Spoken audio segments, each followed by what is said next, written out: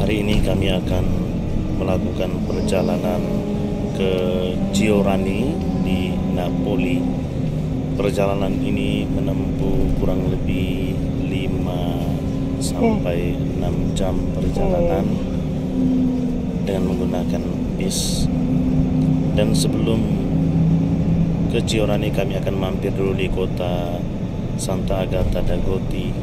Di sana kami akan melihat tempat di mana Santo Alfonsus dulu pernah menjadi uskup di keuskupan itu, dan kami akan makan siang di Biara Susteran OSSR. Kota ini bernama kota Santa Agata d'Agoti, sehingga keuskupan ini kemudian bernama Keuskupan Santa Agata d'Agoti. Mari kita pergi bersama-sama. Sekarang kami berada di Santa Agata d'Agoti, di mana di tempat ini dulu Santo Alfonsus pernah menjadi uskup. Selama 12 sampai 13 tahun ia berkarya di keuskupan ini. Jika kita pernah mendengar cerita tentang Santo Alfonsus menjual harta atau benda-benda berharga lainnya sebagai seorang uskup, misalnya cincin, dan hasilnya itu dibagikan kepada orang miskin, di tempat inilah ia melakukan itu. Mari kita masuk untuk mengelilingi wilayah atau tempat-tempat di dalam keuskupan ini. Ini adalah keuskupan. Dulu Santo Alfonsus pernah tinggal di sini selama kurang lebih 12 sampai 13 tahun. Ini adalah patung Santo Alfonsus, dan di belakang patung Santo Alfonsus ini dulunya adalah seminari, di mana Santo Alfonsus pernah berkarya di sini selama kurang lebih 12 sampai 13 tahun. Dan ini adalah pintu masuk utama ke dalam keuskupan itu sendiri.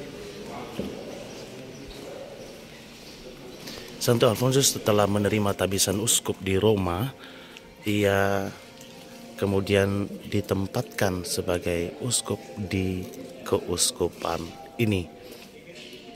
Keuskupan ini berdiri sejak tahun 907, dan Santo Alfonsus adalah uskup ke-51 di keuskupan ini pada abad ke-17 atau pada tahun 1762. Dari ke-51 uskup itu hanya satu uskup yang menjadi santo, yaitu Santo Alfonsus.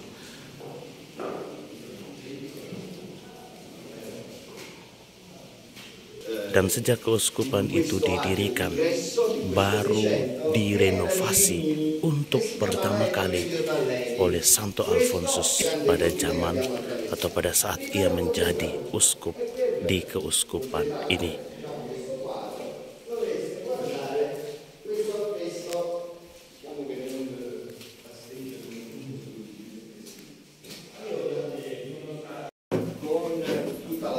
Ini adalah jalan di mana Santo Alfonsus selalu melakukan doanya di tempat ini.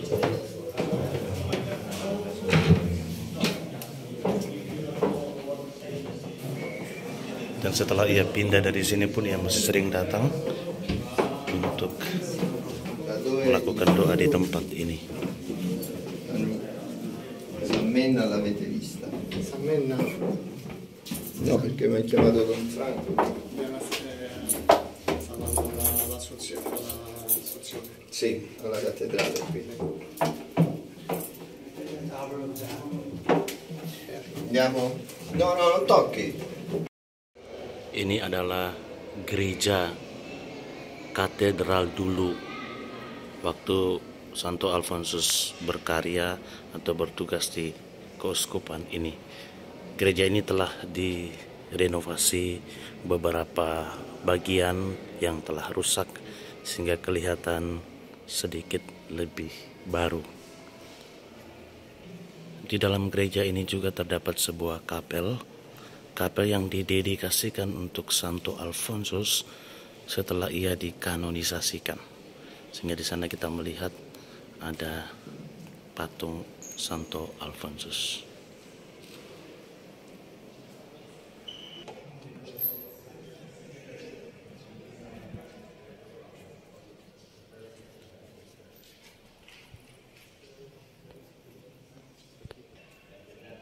Di dalam gereja ini terdapat beberapa kapel. Salah satunya adalah kapel yang didedikasikan untuk Santo Alfonsus tadi. Gereja ini adalah tetap merupakan gereja katedral, walaupun tidak ada uskup yang tinggal di katedral ini.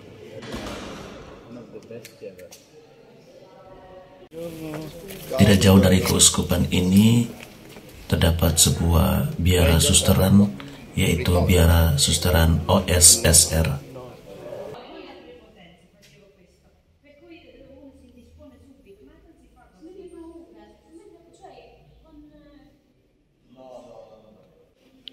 Ini adalah biara suster OSSR yang ada di Santa Agata dei Goti ini. Biara ini adalah hasil karya tangan dari Santo Alfonsus sendiri, di mana Santo Alfonsus menjadi arsitek dari bangunan ini waktu Santo Alfonsus menjadi uskup di keuskupan Santa Agata dei Goti ini.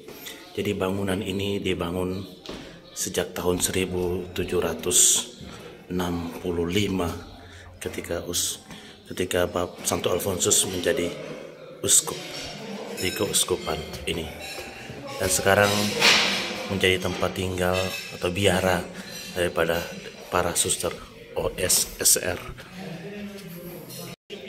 Pada kesempatan ini ada 8 suster yang tinggal di biara ini. Dan ini adalah tempat pengakuan di mana dulu Santo Alfonsus sering menggunakannya untuk mendengarkan sakramen tobat dari umat yang datang.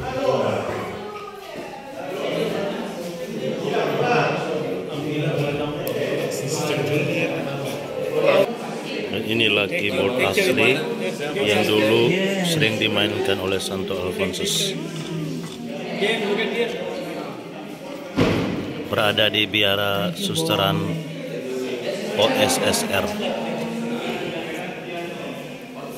Tempat ini bernama Delicia atau Delicious, karena disinilah Santo Alfonsus sering kali datang dan duduk untuk memberikan pengajaran kepada para suster.